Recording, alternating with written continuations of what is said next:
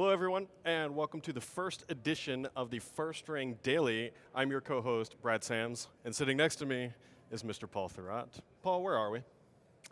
Wow. We are in the BC Connector in this incredibly huge convention center. Took us about an hour and 37 minutes to find this place. I'm surprised anyone found it, but here we are. I feel like we should have gotten a prize to get here, personally. Yep. But we were also at Ignite, by the way. So this morning, Microsoft held a keynote where it announced a bunch of information. The IT pros are probably salivating at the idea of what was announced today, and Paul is laughing like a little schoolgirl because he could not have cared any less. But you want to dive in? I do. So actually, one of the things I really like about Ignite is the way that Microsoft has divided out their shows now. Sure. Right? So they're spacing them out better than they did in the past. Ignite last year was right after Build, right? Remember, Yep. early in the year. Kind of tough back to back. And this year they're doing a better job spreading that stuff out. Actually, Envision was back to back with Build, but I think next year they're going to correct that problem as well. So having this thing in Atlanta is fantastic. This is a great city. We both did some cool stuff yesterday. Like sweating?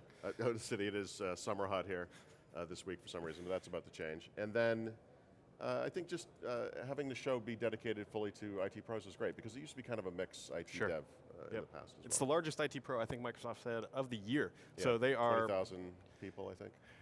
So if your network is down currently, Yeah. your IT pro is here and not fixing it. That is where he is at. Yeah, So one of the things Microsoft announced today, actually, related to Windows 10, is there's now 400 million active installs. It's a good number, bad number? Good number. You know, we've been doing the math all year. Every time Microsoft releases a milestone number on Windows 10, and you kind of average it out month to month. What does it look like? You know, this month. What does it look like this month? It actually had been going up during the first year when there was the free upgrade, right? So I think at the last count, this is off the top of my head, this isn't completely accurate, but I think it was about 35 million a month. But now with this number, it's dropped down into the 12 to 17 million, depending on you know, how you look at it. But remember, the free upgrade's over. Yep. And now we get into this extended period where business is going to be doing upgrades. You're going to see new installs that go out through new PCs and so forth.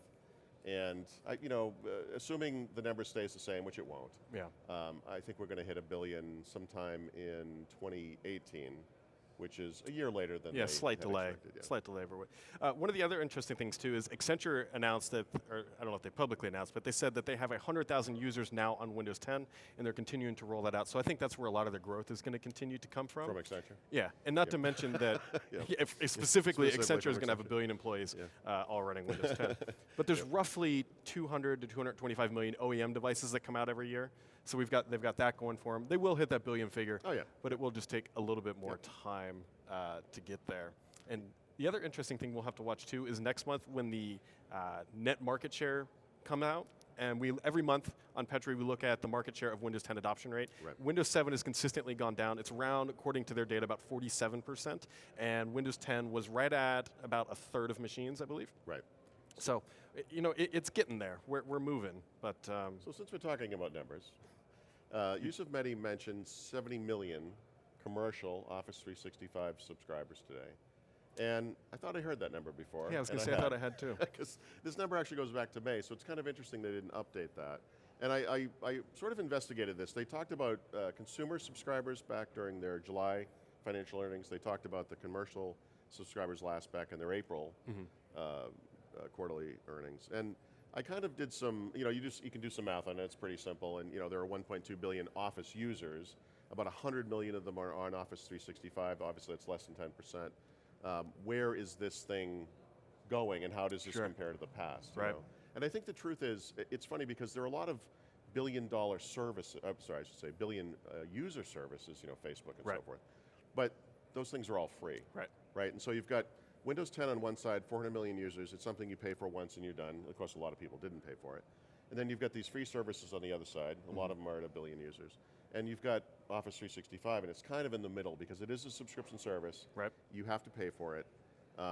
Renewal rates are going to be kind of interesting. We'll see if consumers who get the service free with a new PC, for example, actually resubscribe over time. And it's kind of hard to figure where it is in the scheme of things. But I actually think when you're talking about a paid service, not something that's free, for them to actually have 100 million active users at this point is actually really, I think it's actually pretty impressive.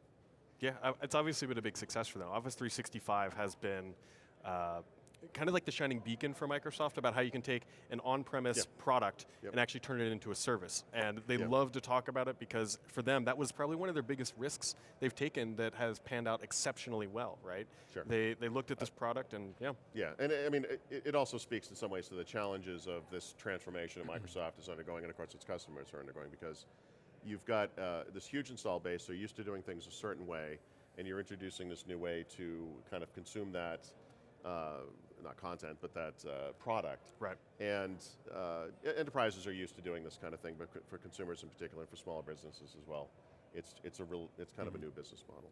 And other things that they announced this week, actually it's really interesting what Microsoft is doing with Office 365.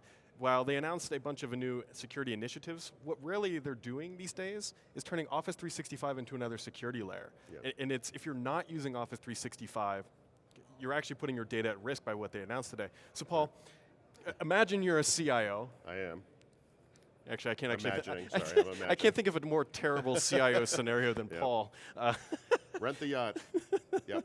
But if you're a CIO and you're looking at your data and you're really honestly worried about it, and something happens, right? That's the worst case scenario. Sure. There's a data breach, and your CEO and board of directors comes to you and said, "Well, why weren't we protected?" And he says, "Well, you know, we were just running Office on-prem. There was a product out there that would have saved our butts, but we're not running it." Right. Like, that's a really tough and difficult conversation to have. And it'll be interesting to see how Microsoft really gets people to adopt it at that massive scale that they're really looking for. And I believe it's going to be an E5 only tier when it comes out, but it's interesting. That's another thing that kind of speaks to this generation of software where you have services where features are being introduced first, and then you have services where features are being introduced only. Yeah. You know, and so increasingly, whether it's Windows Server 2016, which was also announced this week, Office / Office 365, or Windows, you know, when you're on that supported services tier, you're going to get those new features first. You may be the only ones that get those features, and it does create an interesting separation between the past and the future. Yeah, to put this, I'll see if you agree with this analogy. I To put it into Microsoft vernacular, if you're on-prem these days, that's really the slow ring. That's the slow ring. It really is, because if you're running, because they already said with Windows Server 2016, which they announced is coming in October, but if you're already running in Azure, you're already running that. Right. So it doesn't even matter. So you've already gotten these features on the fly as they come available. It's more like the reverse ring, but I see what you're saying. Yeah, into the Office 365 security features you were talking about. I mean, it's a sense of isolation where you want to be as proactive as you can when it comes to security, but the truth is with security, you're almost always reacting. And so what you want to do is limit the exposure of malware or whatever an electronic attack, whatever it might be. And that's what they're building into Office 365. Yeah, it's. I'll be curious to see the adoption rate, because Microsoft now is introducing, starting October 1st, there's going to be Windows 10 Enterprise E5 with Advanced Threat Protection. Right. I don't think they've given us a date yet for Office 365 Advanced Threat Protection, but I don't recall, I don't think so. But now they're going to have these two software as a service SKUs that are going to be pushed very heavily in the enterprise space. Right. So again, it's going to go back to that Windows 10 adoption. Are they going to be able to generate that kind of momentum that they had previously to the free ending, or who knows? But and you wrote something about this. I'm just looking at what you wrote here, but as you always do, it's embarrassing. I have to rely on you as a source. But apparently, but they're adding this sort of security separation to Microsoft Edge as well, right? The browser that comes to Windows 10. And the interesting thing, so I was talking to Microsoft about this last night. What they're doing is they're actually, and this is a little bit above my knowledge base, but they're isolating it in a virtualized environment on the hardware. Right. And this is different than what other browsers and other products do, because according to Microsoft, what other products do not address the 90% of attacks that actually occur within the browser. Sure. And so there's a couple give and takes from this.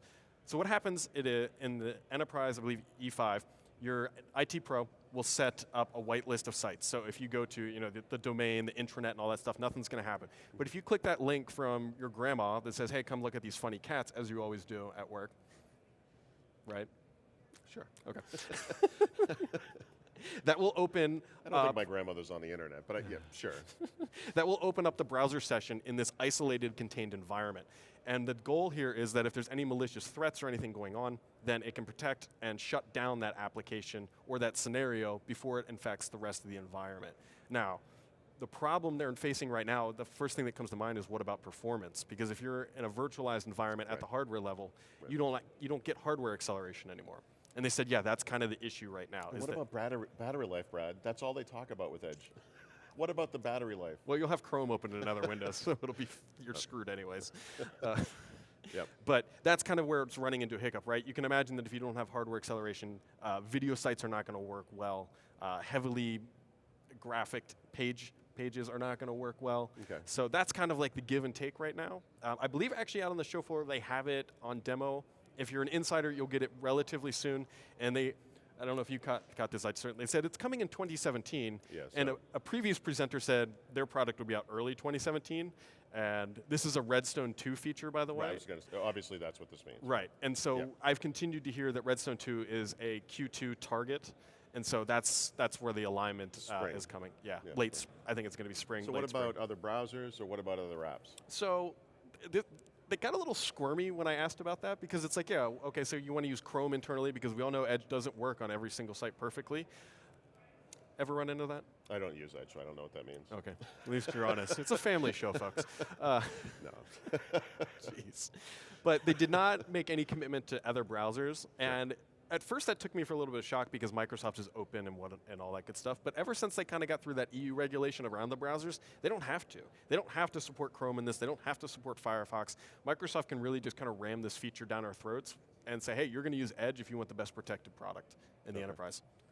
Do we know anything about day 2? Because a lot of everything we've just talked about is something that has happened on the first day of Ignite, Monday. Yep. I mean, what's coming tomorrow? Do we know anything?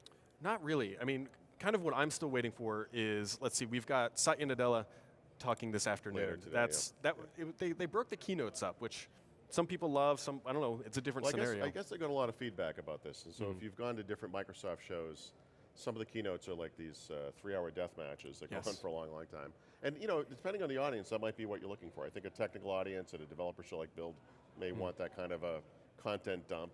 But I guess the IT pros that come to Ignite said, we need to use the bathroom. We're normal human beings, whatever it might be, And so they've split things up. And I think that's interesting.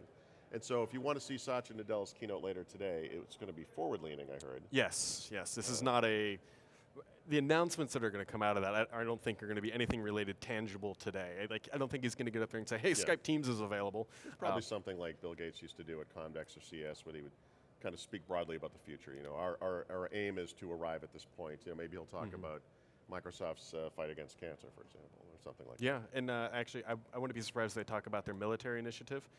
Just had actually a meeting about how they're going to beat Apple finally? Yeah, they're actually going to deploy the National Guard down in Cupertino. Fine, good. And good. But the military initiative, for those who are not aware, is actually helping veterans who are in the process of exiting the military transition without having to actually go back and get a bachelor's degree. It's some technical training, and it's a new program that they recently launched. But it's a 90% success rate. Yeah, exactly. Yeah. Unlike you, who has like a 30%. 9%. Just to move the decimal point. I do know we're going to see some stuff about Outlook later this week. I thought we were going to see Windows stuff tomorrow, but then Yusuf got up on stage today, so I'm a little confused about some of the content for tomorrow. I can report today that I still do not have the new Outlook.com, and so we should keep that as if you want, I maybe can a counter on the bottom. I can give you a nice demo and show you what the future I is hear like. I hear it's nice. But so this is, we talked about this. Yeah. I would love for anybody who's watching and who eventually watch this, let me know. So when I got the new Outlook, it's not Outlook Premium, but the new Outlook infrastructure, when I use the Mail app on the old setup. You mean in Windows? Yeah, the Windows 10 Mail app with the old infrastructure. If I right mouse clicked on an email, I had moved to junk available. Right. So I can mark an email as junk from the Windows 10 Mail app. As soon as I got upgraded to the new infrastructure, I lost that ability. But did you use my advice and take the account out and put it back in? Did you say something? Wow. No, but it's... Did you turn it off and turn it on, Brad? I did restart the application. Yeah. But no, not the application. But here's what's interesting, though. But I have a Gmail account synced. Right. It has moved to junk. Yes, but your Gmail account hasn't been moved to the new Outlook.com. I should hope not. It's a different infrastructure. I mean, it's possible it just needs to be redone. Yeah, who knows? It's something to try. It's if you do have moved to junk, let me know if you're on the old or new. I'm trying to figure, because I really need that, because I get a lot of spam mail, and moved to junk is... Some of it's from me. Most of it. Sorry about that. And so I'd actually be really curious to see what comes about from that. But, all right, let's talk about Atlanta. Yeah, what did you do yesterday? Well, Brad, mostly it was sitting at a place like this, except beer was in front of me. It was a good day. I was going to say. I can report, and I'd like to report, that the craft beer scene is healthy in the city of Atlanta. Is that why you were not returning my calls early this morning? I had a late night. Yeah? Yeah. That's most of what I did yesterday. Yeah. Any work to be done? I did attempt to write a couple times. You could check the site and see for yourself how much I got done. I'll just leave it at that. All right. How about you, Brad? So I actually had a fantastic day yesterday, mostly because I was not with Paul. I went to the PGA Tour Championship yesterday, the FedEx Cup. Microsoft was doing a thing there. They had a booth. We had a fantastic tent on the 17th. Was there beer? There was. Was it good beer? No, I mean, it was watered alcohol. But they had a nice tent on the 17th and air-conditioned food. And I got to watch the Tour Championship. I don't know.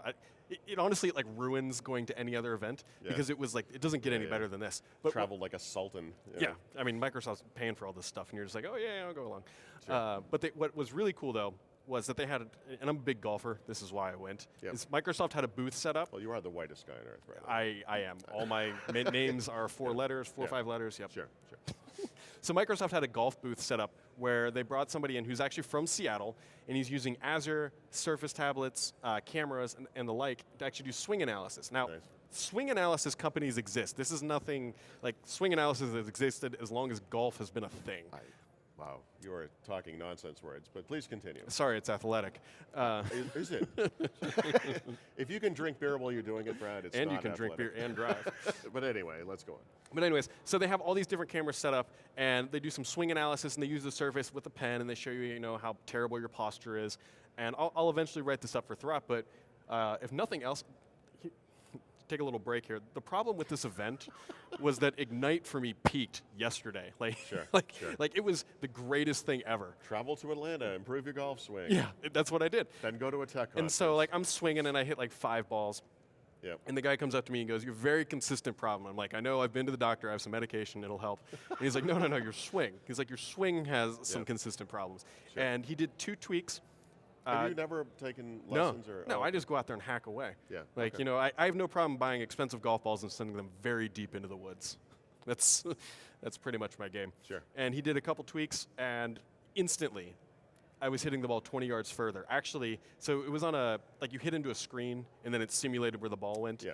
And you actually get to see an image. And so they were doing a competition, and I was winning when we left. I got the ball within a foot of the pin. Nice. So you should take lessons. I tried to get on an airplane and just come home because I was like, what else is there to do? And then you're like, no, we got to do this thing. I was like, Paul, yet again, thorn we have side. What do we got coming up? So what's going on the rest of this week? That's what I was thinking. So we're doing the show again tomorrow. Yes, so we'll cover same place, same time tomorrow. Well, we should move it just so we can make it fun to find again. We're going to do some geocaching. There's going to be little prizes. And trust me, the prizes are going to be actually just more directions about how to get lost. Poke Brad go. Yeah. And then let me find the page here because I'll never remember the name of the place. But on Wednesday, we're doing Windows Weekly here as well at the normal time, which is 2 p.m. And then after Windows Weekly, we're having a meetup at a place called Argosy East. It's 470 Flat Shoals Road in Atlanta. It's free and open to everybody. I mean, one of the issues with the podcast here at Ignite is you have to be coming to Ignite to see it. Right. Although you can see it later, obviously, on video. But if you want to meet up with us, you don't have to be at the show. You just have to be in Atlanta. So we'll be doing that. And you are coming, yes? Yeah, I will be there. I'm heading out after it, but my flight's at 10 o'clock, so I should definitely be there. Yeah, so that should be a good time. And then a couple other things going on in the Thurrott world. If you had visited the site today, my daughter just went into high school. Oh, the other Thurrott world. I'm sorry. Like the one that people care about. Yep. We launched a new comment system today. It's now live on the site, and I think we got most of the bugs figured out. Also, the forums are now fully online. We kind of opened them up very slowly this morning, right? And people are diving in and generating content and having really good discussions. And what do we got going on next week? I think we're going to do... So if people are creating content for my site, does that mean I don't have to write anymore? The answer, no. Gotcha. Okay. What's that? Next week? Next week. So it looks like next week we've got, on Monday, we're going to do more product launch on Thurrott, where I think we're going to, knock on some wood here. The complete redesign should be going live, and a couple really other nice looking. Couple of other experiences. The podcast actually should again, all things, knock on wood, go well, we'll be launching Monday. Yeah, we've never talked about this. I don't know, No. maybe this will be for the future, but we've had a little drama getting the podcast studio into my home, so we'll touch on that one at a later time. Let's just say we got a semi onto Paul's street, and they said, hey, can a semi turn around on your street? And we said, sure. And it couldn't. I've never been to Paul's house, seen his street, or anything else. I just wanted the stuff to I will say, the arrive. driver was very good-humored about it. And then he took out my tree. So we've got all that good stuff coming next week, and Paul and I will be doing this podcast starting next week every day. Every day. Actually, literally this podcast. We're just going to keep redoing this exact same. Yeah, I'm going to fly to Atlanta every morning, right? Same location, BNC Connector. No, actually, we built studios. If you've been watching my podcast on Fridays, you know that my studio's been together for a couple weeks now. Paul, it's a little behind. Little. Well, the funny thing is, and it's not really funny, like ha-ha funny, but it actually was completely built and up and running, and then I decided to move it. So you heard it here first, Paul. You made life difficult. That wasn't the first time I've heard that. No, it wasn't. That was a bold lie, extremely bold lie. Anyway, we'll get there. So we will be back here tomorrow doing the First Ring Daily, right here from the BNC Connector. Plenty of seats, and we hope you enjoyed the show, and thanks for watching.